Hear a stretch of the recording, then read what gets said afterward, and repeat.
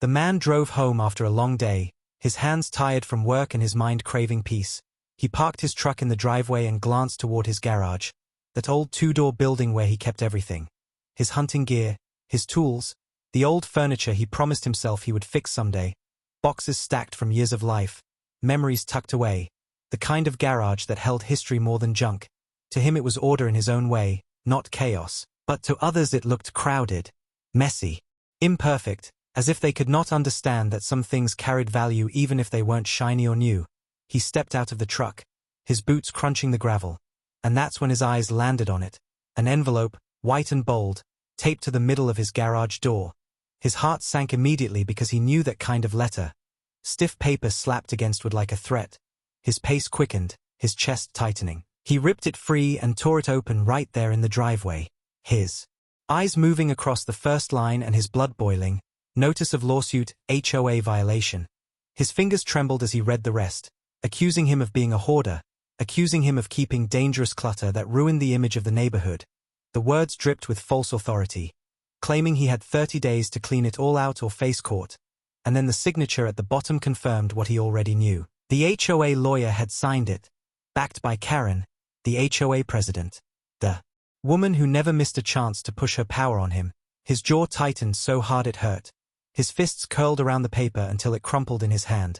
Neighbors had already begun to notice. Doors opened, blinds shifted, whispers carried through the street. He got another one.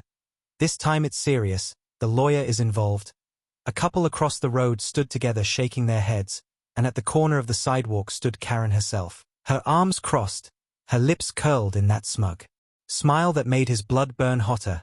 Beside her a few board members smirked like guards standing next to their queen. Karen raised her voice loud enough for all to hear. Finally, the board took action. We warned him again and again, and now the lawyer will handle it. Maybe he'll learn this isn't a junkyard but a respectable neighborhood. Some neighbors nodded out of fear, others whispered nervously. Nobody dared to oppose her openly. The man looked at her, his eyes cold, his chest rising and falling heavy, his voice steady but sharp when he shouted back. There are no rules against storing my things in my own garage. No laws that give you the right to call it clutter. You invent lies to control everyone. Karen laughed, the sound high and cruel. Tell that to the judge. You'll be dragged through court until you learn what real order means. Maybe then you'll stop embarrassing us with your mess. Her words cut the air. Neighbors gasped softly, some covering their mouths. Suspense tightened as everyone stared, waiting for his reaction. His fists clenched tighter around the paper. He stepped closer, his boots striking the driveway like thunder. This isn't about clutter, he said in a low, dangerous tone.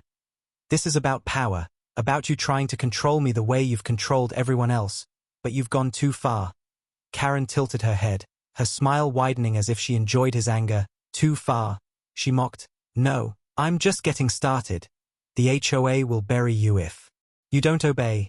The lawyer, standing stiff beside her, adjusted his tie and added coldly. We'll see you in court, sir, and you should know, court fees are heavy. Many people lose more than just their pride. Whispers grew louder among the crowd. Some neighbors looked away, ashamed, afraid to be associated with him. Others stared at him with quiet sympathy. The man's chest burned with humiliation, his pride tested in front of everyone. But instead of shouting, instead of breaking, he stood. Tall, his eyes locked on Karen, his voice calm but sharp enough to cut. You think this letter scares me. You think dragging me into court will make me bow to you. But remember this, paper burns, lies collapse, and one day you'll be the one standing in front of everyone with nothing.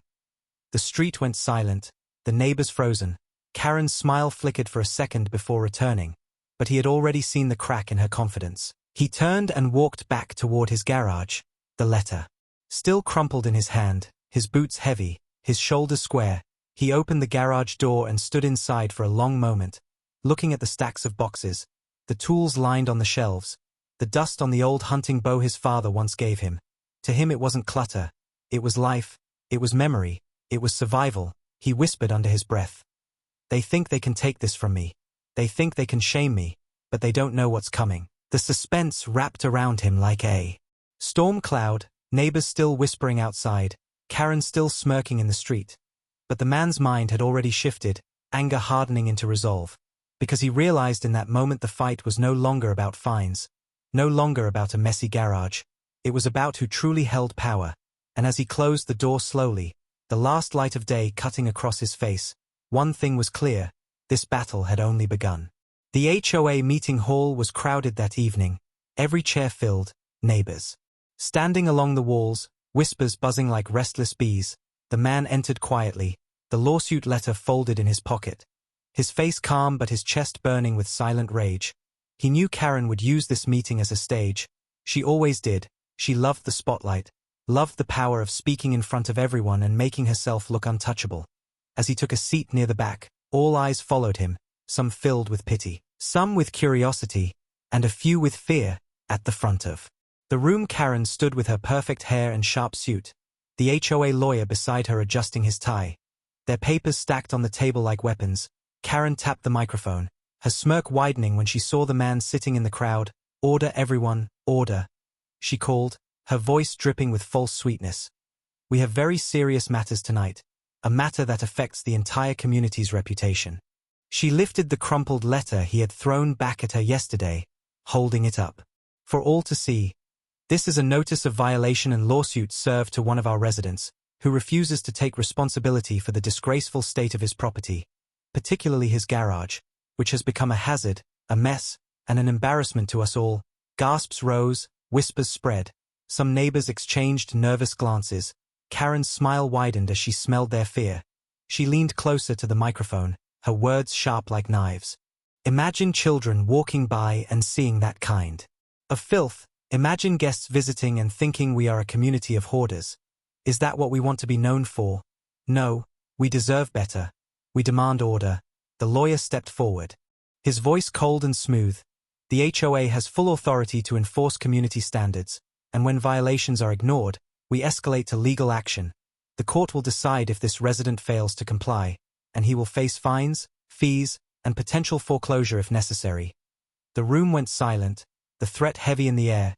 All eyes shifted to the man, waiting to see if he would break, but he sat still, his hands resting on his knees, his eyes fixed on Karen with a fire she pretended not to see. Karen smirked, her voice rising. "This resident is a repeat offender, always questioning rules, always acting as if he is above the law. Well, not anymore. This lawsuit will prove that the HOA is not to be challenged." She spread her arms like a queen addressing her court. "We protect this neighborhood, we protect its image, and we will not let one selfish man drag us down." Her allies clapped weakly in the front row, but most neighbors stayed quiet. Too nervous, too afraid. Karen mistook their silence for agreement. She turned to him, pointing a finger like a weapon. "Would you like to defend yourself now, or wait for the judge to do it for you?" The man stood slowly, the chair scraping against the floor. The room froze, all whispers cut off. His height and steady movement made even Karen falter for a moment. His voice was calm but strong. "You stand here pretending to protect the community, but all you protect is your pride. There is no rule against how I use my garage. There is no law that gives you the right to call my belongings junk. You invent lies, you twist the handbook, and you fool people into silence." Karen laughed sharply, her voice cracking just slightly. "Listen to him, so dramatic, so defensive. Guilty people always shout the loudest." But her smile faltered when the man didn't raise his voice. He leaned forward, his tone steady as stone.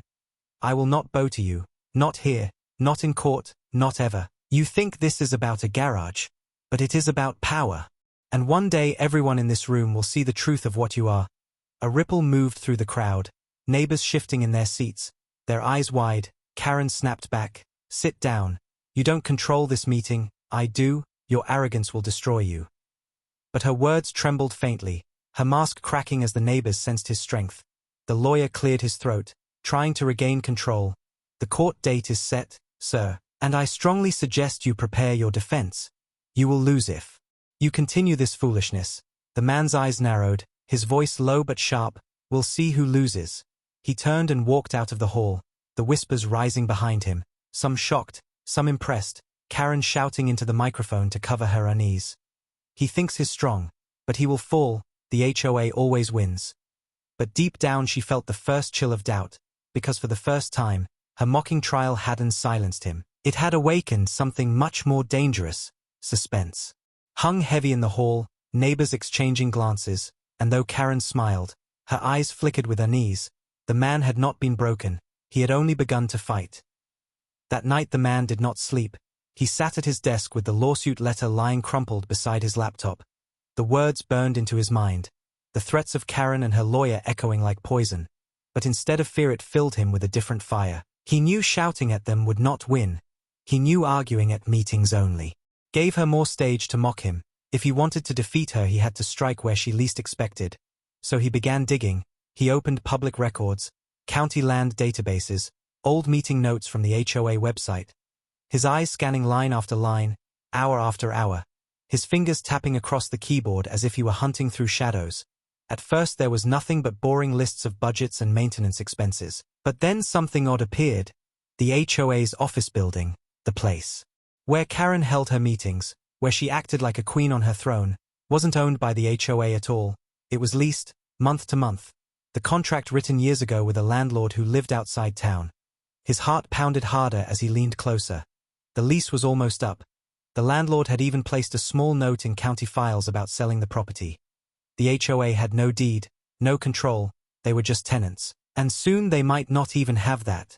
The man smiled slowly, a dangerous kind of smile, because he realized he could buy it. He could take the very ground beneath their feet. But he wanted more proof, so he dug deeper. He traced their budgets, line after line of expenses, and saw payments listed as legal fund and office upkeep. But most of it was just inflated fees, money squeezed out of neighbors through fines, petty charges that Karen invented to keep control. His chest burned hotter, his fists clenched, because now it was clear. She had been robbing everyone. 4 years, dressing it up as community needs while stuffing her pockets. He opened old news archives and found complaints buried online. Small stories about residents in other neighborhoods who fought their HOA and lost. Stories of people fined for flowers, for fences, for things as small as leaving toys in their yard. Each story mirrored his. But none had ever turned the tables like he planned to. His phone buzzed with a message from a neighbor. A quiet man who rarely spoke at meetings. Be careful, she's ruthless. She'll destroy you if she finds out what you're doing. The man typed back calmly. She won't find out until it's too late. He leaned back in his chair, the glow of the screen lighting his face, his mind racing with the plan forming piece by piece. He would contact the landlord, he would make an offer, and he would wait in silence while Karen bragged about her court case, her head held high while her throne crumbled beneath her feet. Suspense tightened in the air as he closed his laptop, his eyes drifting to the garage, the place they called Clutter, the place they used to shame him, and he whispered, "You think you own me, Karen? But soon I will own you." Outside, the street was silent. But the storm was building, the neighborhood asleep while one man sharpened his weapon in the dark. Not a gun, not a fist, but the truth and the deed that would break the queen's crown forever. The man woke up the next morning with his mind set like stone. The plan that had started as a spark the night before was now burning steady, sharp and unshakable. He made his coffee, sat at the kitchen table, and pulled out the contact information he had found in the county files. The name of the landlord who owned the HOA's office building. A man who lived a few towns over. His fingers hovered over the phone for a moment before he dialed. His heart steady but his chest tight with anticipation. The line clicked and an older voice answered. "Yes, this is Raymond." The man cleared his throat, his voice calm but firm. "I'm calling about the building you leased to the Oakwood HOA. I heard you might be looking to sell." There was a pause. Then a chuckle on the other end. "Finally, someone asks. I've been trying to unload that property for years. Those HOA people never pay on time, always late, always complaining about rent being too high. But they need the place so they deal with it." The man's lips curled into a small smile, his eyes narrowing. "I'm interested. How soon can we meet?" Within hours he was driving out of town, the roads winding until he reached a small office building where Raymond sat with a pile of papers on his desk. The handshake was quick, the conversation smoother than he expected. Raymond leaned back in his chair, sighing. "Truth is, I'll take a fair price just to be rid of them. They act like they own the building. But they don't. They're just tenants. If you buy, it's yours, and they'll have to answer to you." The man nodded, his mind already picturing Karen's face when she learned the truth. They went through the numbers, the paperwork, and by the time the sun dipped low he was signing his name on the deed, the pen moving across the page with a steady hand, the stamp pressed down with finality. The property now his. He sat back in his chair, staring at the official papers in front of him, feeling the weight of power shift into his hands. It wasn't just an office. It was the heart of Karen's empire. The place where she held meetings, where she mocked and threatened, where she built her image of control, and now all of it was his. He left the office with the folder under his arm. The cool evening air hitting his face, the road home long but quiet, his thoughts heavy with victory. When he pulled into his driveway, he saw neighbors outside, mowing lawns, walking dogs, talking quietly, and Karen strutting as usual with her clipboard in hand, barking at someone about weeds in their flower bed. She glanced at him, expecting to see defeat in his face, expecting him to be crushed under the weight of her lawsuit. But instead she saw only calm. He gave her a look that made her falter. For just a second, then she snapped back with her fake smile and turned away. She had no idea that the ground beneath her throne was already gone, that her office now belonged to the very man she tried to destroy. The days that followed were filled with her arrogance. She bragged about the court case, telling neighbors, "He'll lose everything, we'll make an example of him." Her lawyer nodded smugly at her side, filing more paperwork, preparing their case. And the neighbors whispered nervously, afraid for the man, but he said nothing. He went about his days quietly, fixing his fence, walking to the store, feeding his bulls, the deed locked safely in his desk drawer, a secret weapon waiting for the perfect moment. At night he sat on his porch, the papers in his hand, staring at the bold words owner of record and his own name printed beneath. He whispered into the darkness, "You think you've won, Karen, but you're already standing in a building that doesn't belong to you anymore." Suspense wrapped around him like a cloak, the storm building quietly, and he knew when the moment came to reveal the truth, it would shake her empire until nothing was left but dust. The courthouse was crowded on the morning of the hearing. Neighbors had come out of curiosity, some whispering that the man would lose everything, others secretly hoping he might finally stand against Karen and her lawyer. The man walked in calmly, his boots steady against the polished floor, his jacket plain, his eyes sharp. Inside his pocket the folder rested, the deed folded neatly, heavy with the weight of truth. At the front of the room Karen sat proudly in her spotless suit, her lawyer beside her shuffling papers with a smug expression. Karen's smile spread wide when she saw him enter. She leaned toward her allies in the first row and whispered loudly enough for others to hear. "This will be quick, he'll be humiliated, he'll pay every cent we demand." The lawyer nodded confidently. "We'll bury him in fees." The judge entered, the room stood, and the trial began. The lawyer rose first, his voice smooth and practiced as he painted a picture of the man as reckless, careless, a hoarder who had turned his garage into a danger to the community. "Your Honor, this resident has refused every warning, ignored every fine, and continues to keep his property in disgraceful condition. The HOA has no choice but to seek legal enforcement, fines, and possibly foreclosure if necessary." Karen nodded along. Dramatically, her lips curling, as if she were the savior of the neighborhood, the judge scribbled notes, then looked to the man, "And your defense." The room went quiet, all eyes on him.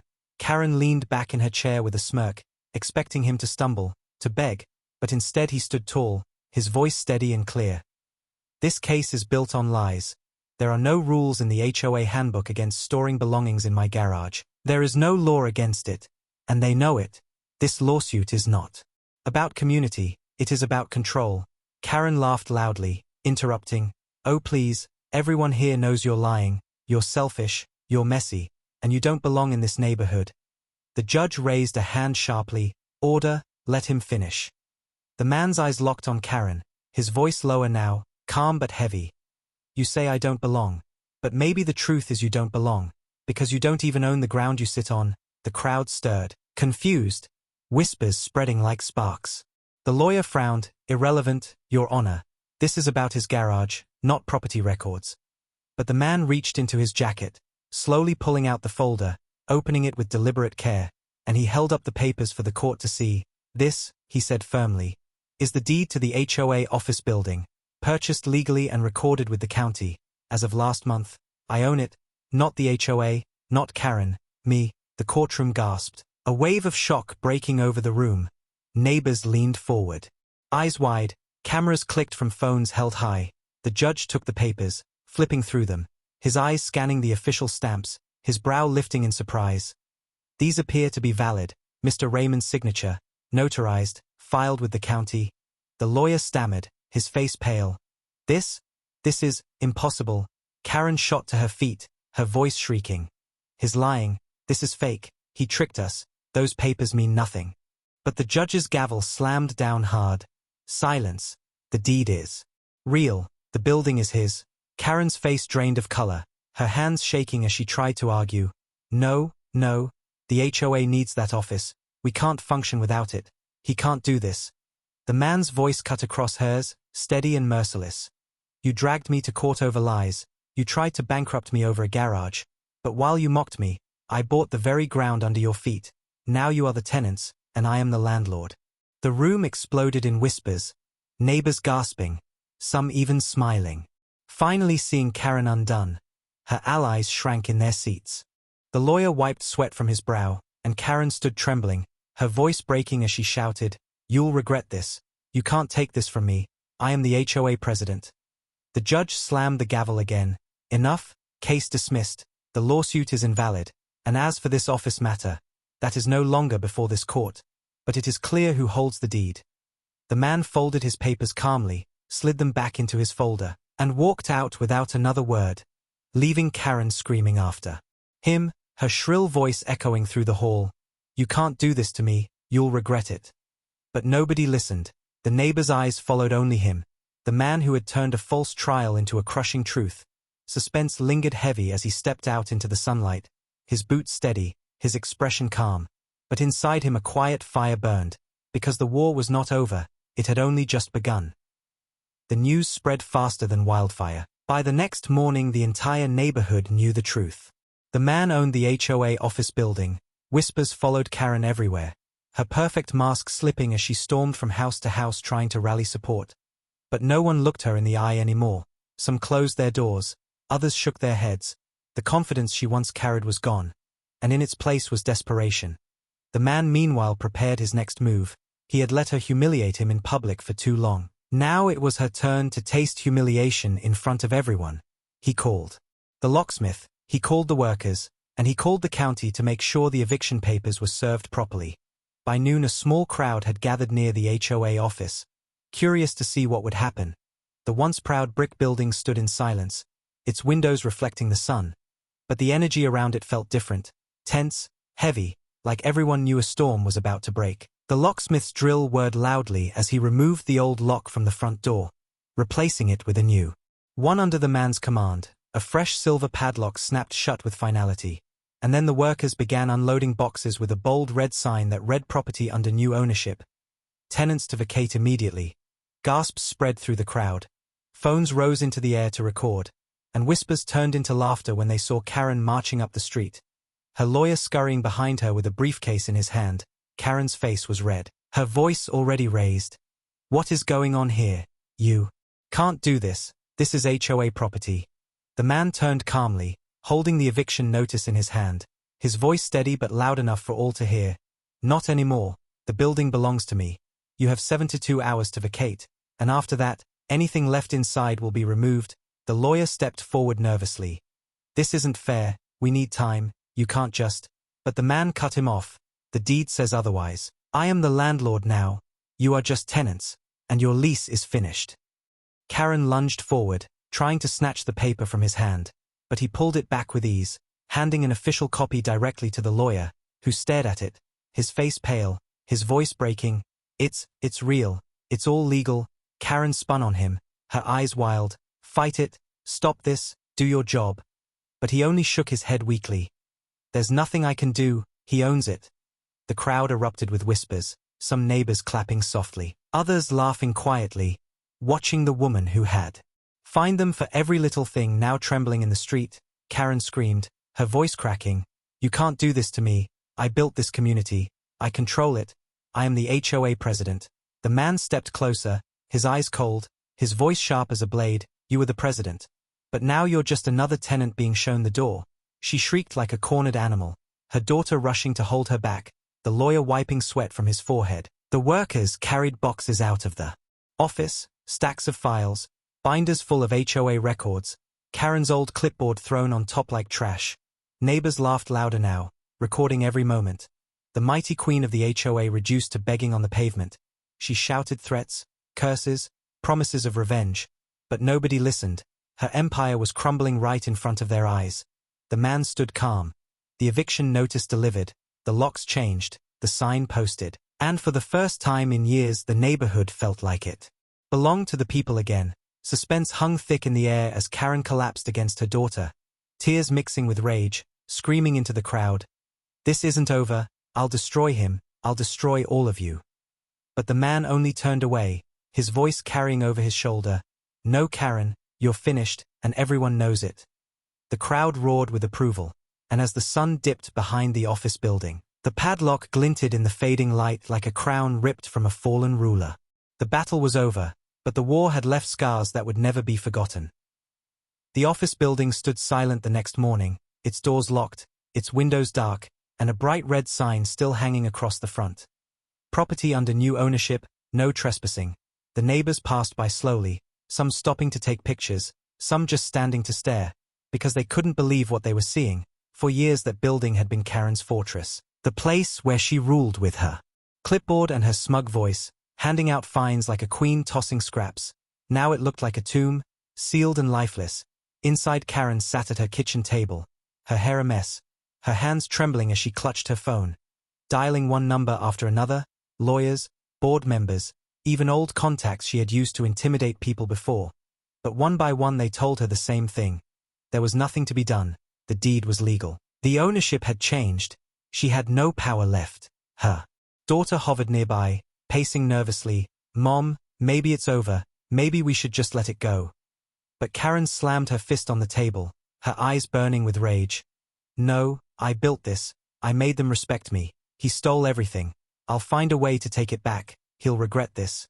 Yet deep inside even she knew her words were hollow. The neighborhood no longer listened. Her voice no longer carried weight. Across the street the man sat on his porch, his boots resting on the railing, his coffee steaming in the morning chill. He watched the street with quiet satisfaction as neighbors stopped to wave, some even coming closer to thank him. "You finally did what we all dreamed of," one whispered. "She can't hurt us anymore," another said, their voices filled with relief. Children played on the sidewalks without fear of Karen running out to scold them for leaving a bike in the wrong place. The air felt lighter, freer, as if the entire neighborhood had been released from a cage. The man only nodded, his words simple. "She tried to break me with a lie. But truth always wins." He leaned back, the memory of that courtroom still sharp in his mind, Karen screaming, the lawyer sweating, the neighbors gasping as the deed was revealed. It was a moment he would never forget. A moment that flipped the balance of power forever. Still, he knew Karen wasn't done. She was too proud, too angry. Her screams of revenge at the eviction site still echoed in his ears. But he also knew it didn't matter anymore. Her claws had been cut, her empire stolen piece by piece, and even if she tried to fight again, she would never recover the power she once held. That evening, as the sun dipped behind the hills, the man walked past the office one last time, his hand brushing against the cool metal of the new lock. The building was his now, and the sound of silence inside was sweeter than any victory cheer. He whispered softly, "They tried to sue me for clutter, but in the end, they were the ones begging to stay." Behind him, Karen watched from her window, her face pale, her eyes burning with hatred, but her voice silent for once, because she knew the neighborhood no longer feared her. They had seen her fall. They had seen her scream and fail, and nothing she said could undo it. The suspense lingered in the air, not as fear anymore but as a reminder that power built on lies always collapses, and that even the loudest tyrant can be silenced by one man willing to fight back. The man walked home slowly, the sound of children's laughter filling the street, the smell of neighbors barbecuing drifting through the air, a neighborhood finally breathing free. Karen's empire was gone. And though she would plot in the shadows, the crown had been ripped from her head, and the people would never give it back. The war she had started with a simple fine had ended with her begging at the doorstep of her own office, and the man, once the target of her arrogance, was now the quiet king who had turned her threats into nothing more than echoes. In the dark,